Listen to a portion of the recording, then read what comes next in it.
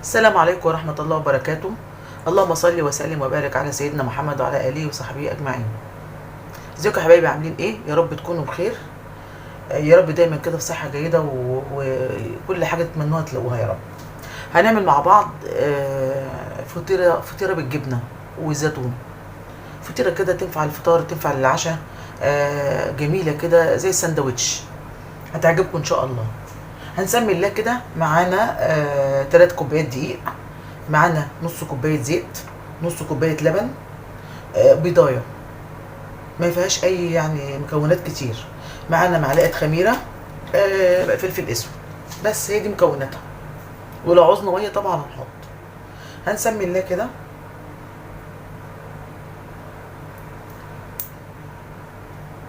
هنحط شويه لبن،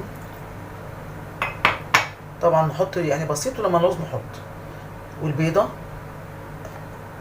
انا بحط ضفر وفلفل اسود، ما بحطش فانيليا عشان ده صنف حادق يعني. ندوب البيضه كده، طبعا مع اللبن هتدوب على طول.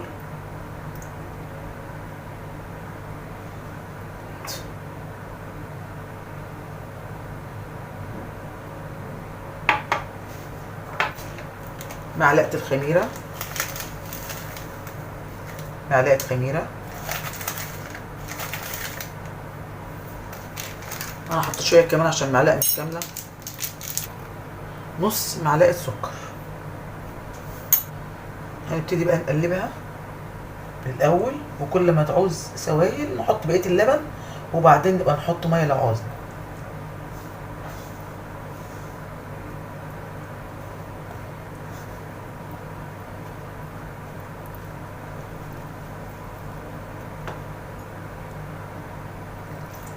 بقيه اللبن برضو الحاجات اللي عندك في البيت، يعني البضيه مش حاجه كبيره قوي. نص كوبايه لبن، نص كوبايه زيت، حاجات كلها بسيطه يعني.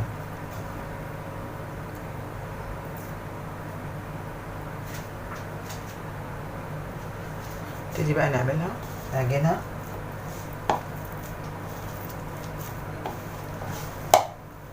ممكن تعمليها مثلا 2، تعمليها على 3، او ممكن تعمليها فطيره واحده كده يعني، زي ما انت عايزه.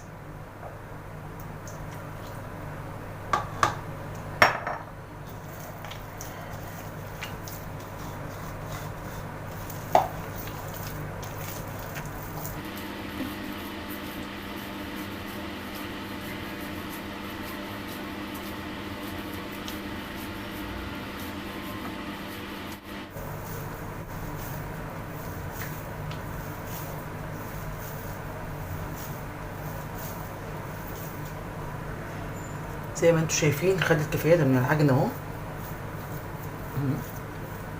حطها بقى تخمر. بص، حطها بقى تخمر.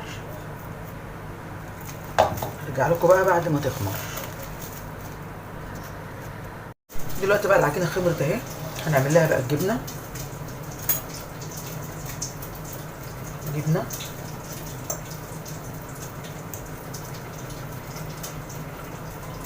هنحط عليها البيضه دي، طبعا تديها طعم احلى.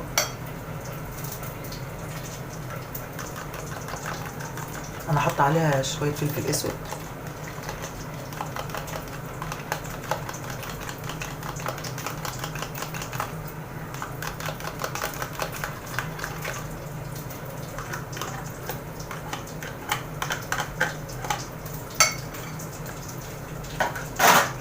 شويه زيت،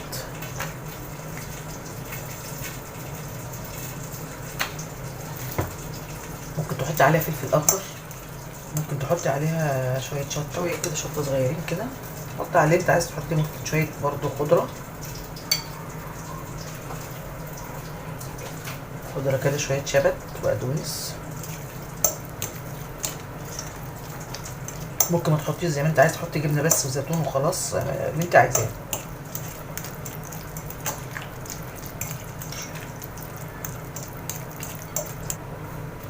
دي العجينه خمرت ازاي.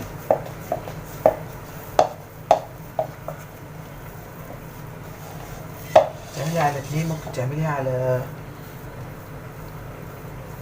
3 اللي انت عايزاه، يعني على واحده بس. انا هعملها على واحده بس.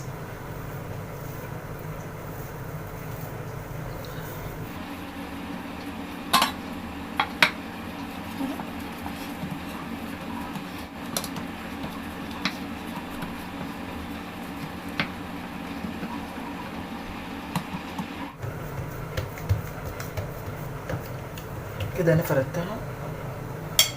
احط بقى الجبنه.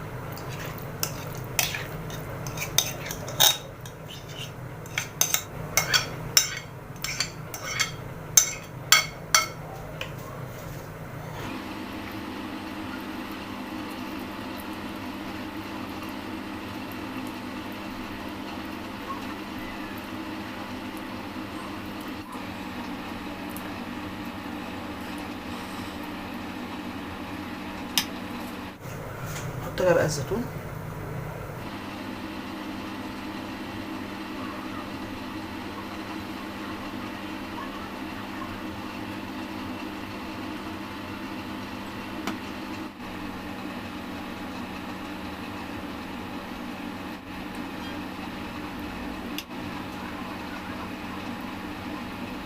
افرد بقى دي واحط لكم بيها.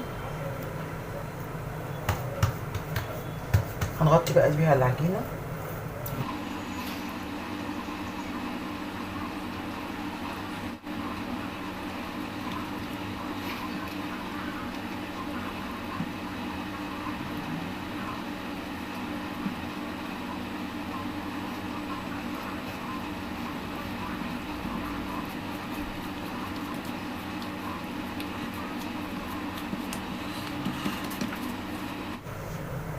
هندهن وشها بقى باقي البيض.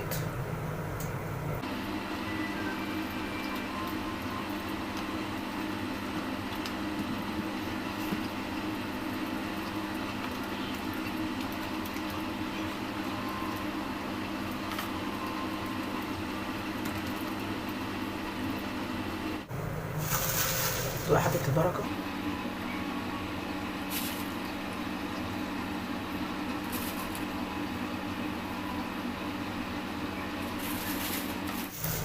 السمسم.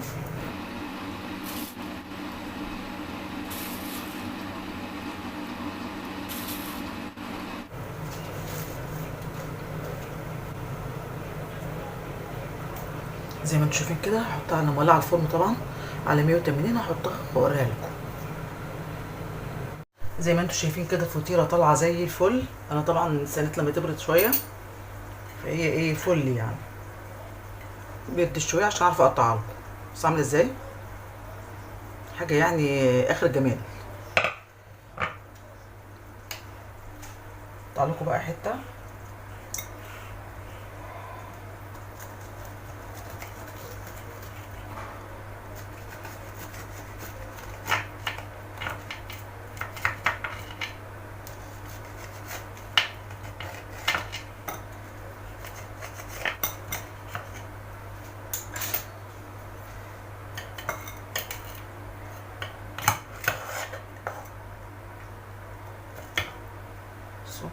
سندوتش يعني جبنه بالبيض، مش عارفه اقول لكم عامله ازاي. طعم يعني وهم. بصوا هوريكم طبعا من جوه.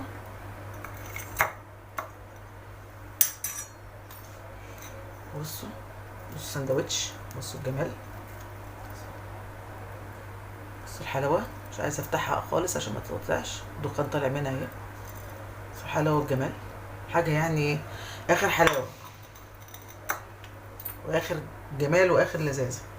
تاكلوا كده وتتهنوا يا رب وتعملوها. والله ما بتاخد وقت والله بجد. يعني انا بعمل معاها اكل، يعني بعمل محشي معاها، يعني بعمل محشي ودي يتعشوا بيها مع الشاي. فيعني ما هي جنب المحشي ما خدتش حاجه خالص. حاجه كده بسيطه ورقيقه وجميله. يا رب تكون عجبتكم وتعملوها وتتهنوا يا رب وتتبسطوا. ولايك وشير، فعلوا الجرس عشان وصفاتنا توصل لكم. ميرسي قوي، السلام عليكم.